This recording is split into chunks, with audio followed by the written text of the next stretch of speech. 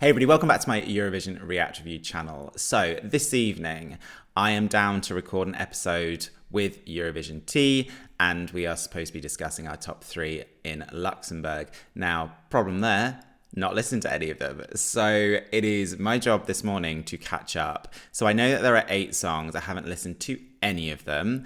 I know, and I wouldn't be able to remember now the names or the songs, but I know there is 1 or 2 that I've seen on Twitter that people have been somewhat excited about. I also have picked up on particularly Costis. He's a Eurovision YouTuber. He's gone to Twitter to vocalize his opinion about the fact that only one of the 8 acts are actually singing with the song that they submitted. The other acts were given their songs, right? But I believe that a lot of the songwriters behind the other 7 songs are known songwriters that have written decent songs in the past. So yeah, after watching and catching up with Germany yesterday in regards to national finals and sitting and watching a national final, I'm in a good mood. So yeah, let's check these 8 songs out so I can obviously start working out my top 3. Okay, song 1, One Last Time. Some Scandinavian songwriting titles there.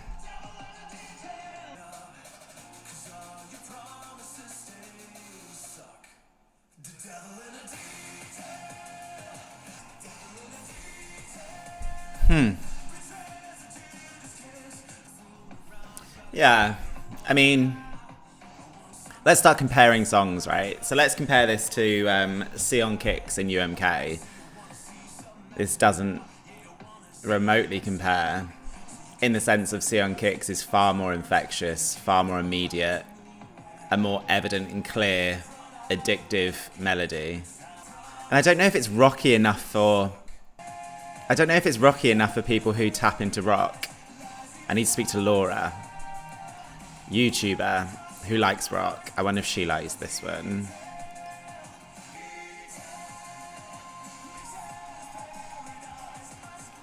I mean, look, if you're gonna have a kind of a rock sound amongst your national finals just to kind of explore different genres, this is accessible rock. I wouldn't say Shane accessible rock. Shane approved rock. Because I'm not particularly a huge fan of this one. Okay. I was thinking about this yesterday with Sion Kicks and just trying to think and reflect on, if I continue to react to rock songs, what can I and what should I say? And I forgot that actually last year, Melody Festival, and I actually really liked Smash Into Pieces. I actually thought that song was really, really good, irrespective of the fact that sound would naturally gravitate among my playlists. So as a result, I have certain songs that are my bars in regards to this type of genre, and I just don't think this necessarily holds up. I'm going to give that one a 6 out of 10. Okay. We have Naomi. And based on those names, it was not necessarily evident that this was a Scandinavian writing team from the names. No. Could be wrong.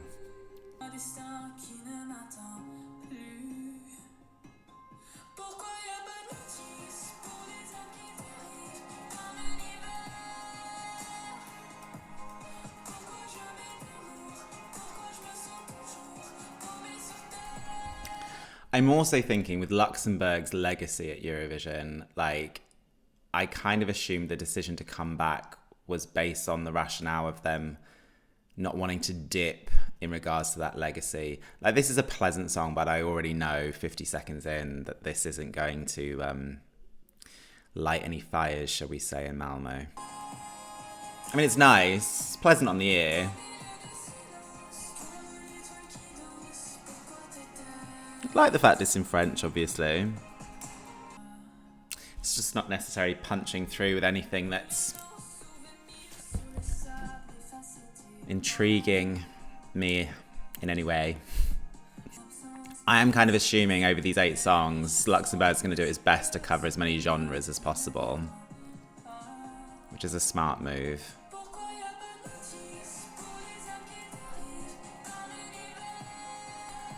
It's alright.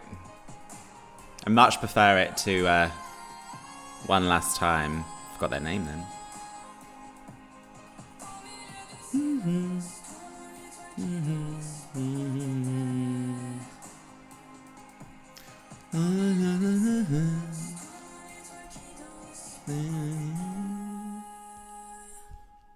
It was nice. It was nice. I'm going to give that one a 7.7. Okay. Krick. Scandinavian writing team.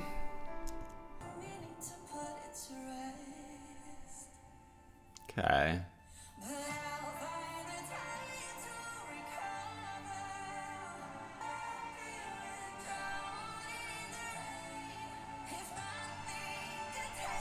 Right, I didn't properly clock the names. Someone told me that Elsie Bay has written one of the songs in Luxembourg. Is it this one? Because this is very Elsie Bay.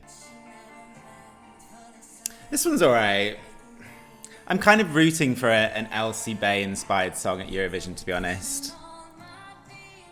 A kind of dark, melodic number.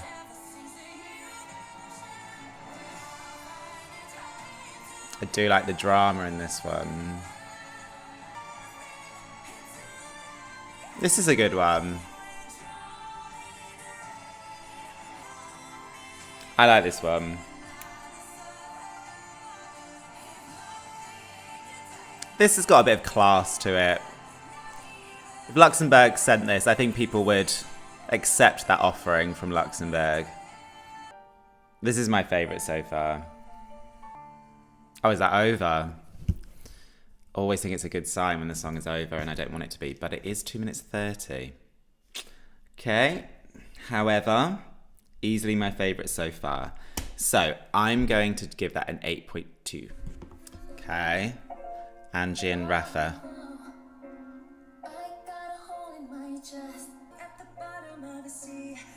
This has potential.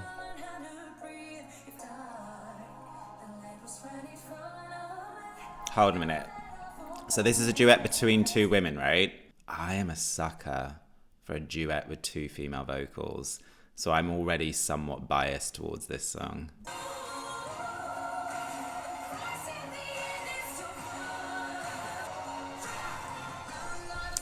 It's quite interesting that I've listened to these two songs back to back because both of them are somewhat dark in their production.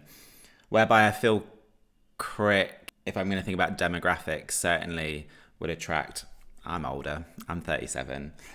This is a darker sound that would tap into multiple demographics, of course, but probably a younger one in comparison to Krick. I'm intrigued.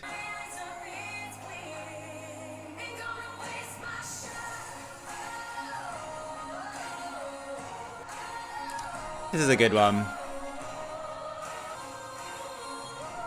I'm an evident lover of strings in the production.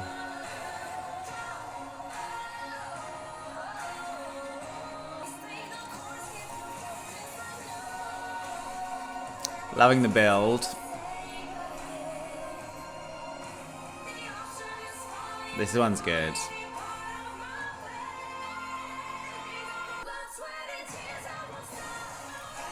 This is very good.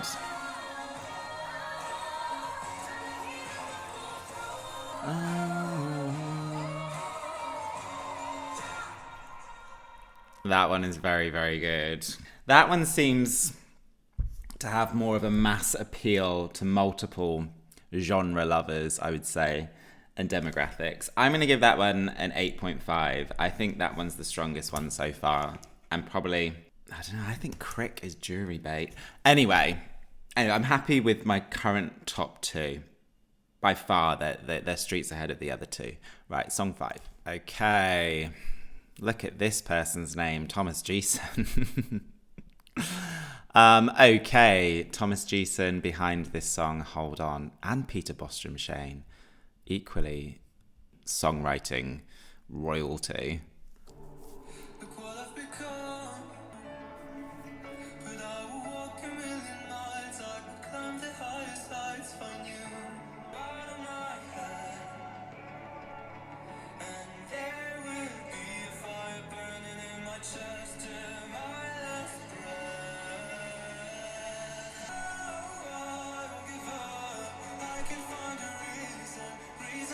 Huh.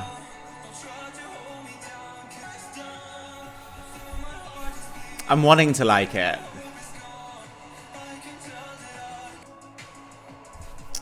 I'm not sure. Look, there's been countless songs of Thomas Jason's that haven't passed the semi-finals of Melody Festivalen, irrespective of whether I like them or not. So it's never guaranteed that Thomas Jason's going to sit down and write a hit. I think if this was a Melody Festivalen, from the sound of it, I think this would struggle to get through the semi-final. But you can hear on that chorus it's a Thomas Jason song.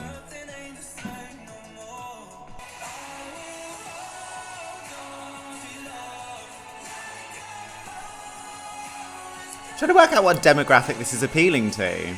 Because I just keep thinking, older than me.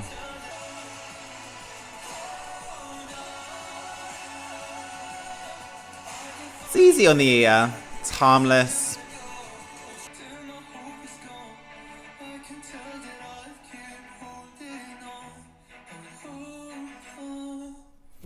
I am worried the more I listen to that, the more I'll pick out evident things in that song that are almost Shane catnip. Look, that was fine. 7.9. But it didn't have an impact on me, and it wasn't as instantaneous as the girls in the previous song, and I still think Krick would be a good choice thus far. Okay, song 6. Okay, some, as far as I can see, not evident Scandinavian songwriters.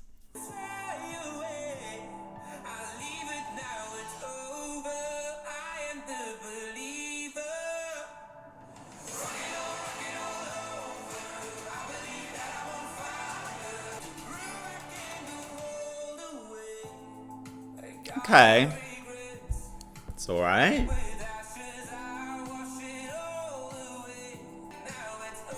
I mean, it's nice. It's uneventful. I'm rocking all today. I'm enjoying the backing vocal choir in the background. It's probably my favourite part of this song. It's okay. I don't think it's as good as the second song that I listened to. The French song, the female, the slow one.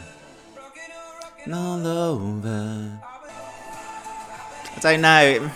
It's a bit more anthemic than song 2. I've forgotten song 2. Rockin' all over. Oh. Yeah, I guess it's got more of an impact than song 2, and I gave that 7.7. Okay. I would say for me, I already know if I listen to that previous song by Thomas Jason 2 or 3 times, I will get on board with it somewhat. That's the thing about Thomas Jason, right? He knows how to write a hook that stays in your ear. I'm going to give that one a 7.8. It's all right. It is anthemic to some point, so it does deliver somewhat of an impact. But still, it's not coming through as much as, for me, Krick and the 2 girls. Right. Okay.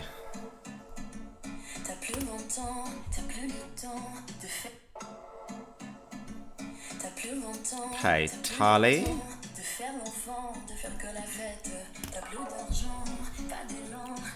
Bit different. Liking it so far.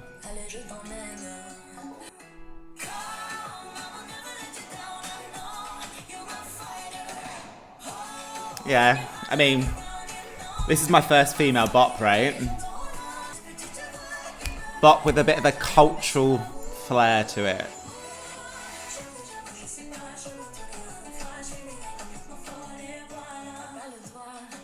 I like this one. This is very good. For my ears. Not just because it's evident female bop. I'm liking the different elements in the production. I'm liking the cultural flair. Generally, I'm loving the makeup of this song. You're a fighter. This is a good bit.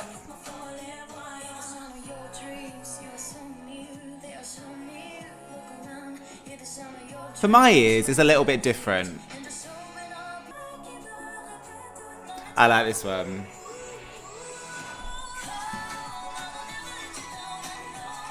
No fighter. No, you're a fighter. This bit, I love this bit.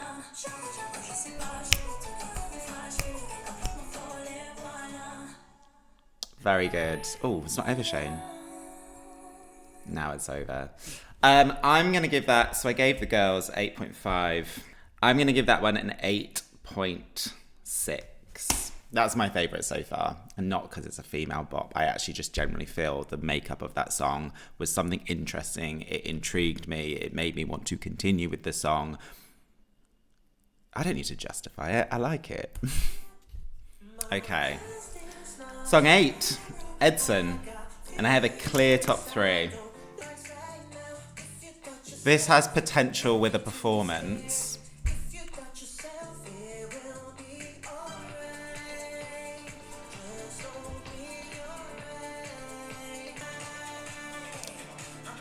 Okay. There's a part of me that thinks, whilst this studio version is not grabbing me, if this is performed in a particular way, this could have an impact. But I'm expecting dancing. A lot of dancing. This has the potential to entertain. I appreciate the vibe, I appreciate the sound. I appreciate the sound that it's trying to tap into and bring into 2024. It's just not immediate enough for me.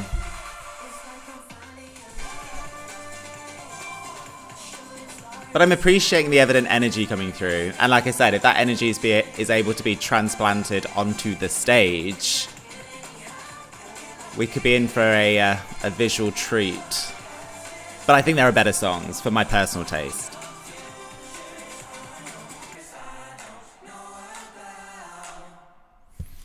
Okay, right. Okay, so in reverse order. So yeah, my 8th song should be no surprise. One Last Time. I just think also with the songs that I've heard with a bit more of a rockier edge, even Ollie from SD Lau last night, that was a bit more immediate than that one. Number 7, actually Edsun, like actually on the studio version, like it was nice. It kind of, you know, did give me a bit of energy that kind of ran through my body that made me bop somewhat, but there's just not enough in that song that had any immediacy for me. Number 6 is Naomi. I kind of, you know, at the end of the day with 8 songs, it's quite nice that there's something a bit more stripped back, but it didn't really have anything within it that makes me really want to revisit that song. Number 5, Joel. Is it Marques? Joel, nonetheless. I think potentially if I see that one on stage, the chorus, there is elements of that chorus that is quite anthemic and it's a decent effort. But again, I probably wouldn't necessarily download that one right now. My top 4, there's something about all of these that do make me want to revisit them. So 4th is it Chaild, the Thomas Gieson song. I'm already preempting that after 2 or 3 more listens, I'm going to be more excited about that one than necessarily I was in my reaction. 3rd, Krick. I need to go away and work out, was that the Elsie Bay song? Because it sounded very much like Elsie Bay. If it was, I don't think it's as strong as her 2 efforts at MGP, or even if it's not, I'm going to compare it to those 2 songs because the sounds are similar. But I think if Luxembourg want to send a song which is sending a message that they're continuing setting credible songs, and moreover wants to send a song that's jury bait, if it gets into the final, it helps smaller countries to have a jury friendly song, because for smaller countries it's not always guaranteed that you will necessarily have the televote. And therefore my top 2, and I think both these are good options from what I can hear, is 2nd is Angy and Rafa. Like, I love a female duet, but moreover, and I think it's interesting that I listened to this one after Krick, because this one sounded a bit more kind of appealing to maybe a younger demographic, but nonetheless, it sounded a bit more kind of current and fresh. I loved the drama in it. I liked and appreciated the melody on the chorus. I think as a package, I was intrigued by that song, and there was lots of different elements that came together to make it a very decent listen. I wasn't bored in any way, shape or form. And then my number one is Tali, not because it is a female bop, and obviously, probably if you go back through my channel, female bops do necessarily have an advantage due to my biased taste. But I think there's been plenty of times in the past where I've heard female bops and I'm like, nah, not for me. But I really liked that cultural flair, and particularly similarly with Angy and Rafa, I really liked the different elements coming together to make a kind of, a cohesive piece. That one will really depend on staging, because how many times have myself or others backed female bops and then seen them live in national finals and been like, oh, I retract my statement. But I mean, look, for songs that I want to go away and listen to right now, my top two. And three, I appreciate. I think it would be Krick would be a decent option for Luxembourg. And like I said, with Chaild, I do think if I go away and listen to that one a few more times, I could get more excited about that song. So yeah, those are my thoughts. But more importantly, what do you think? Who's your favourite? What's your top three? Let me know in the comments below. And if you're here and you haven't subscribed to my channel, please do. Click the notification button so you're informed if and when I post videos. And yeah, until next time, stay safe.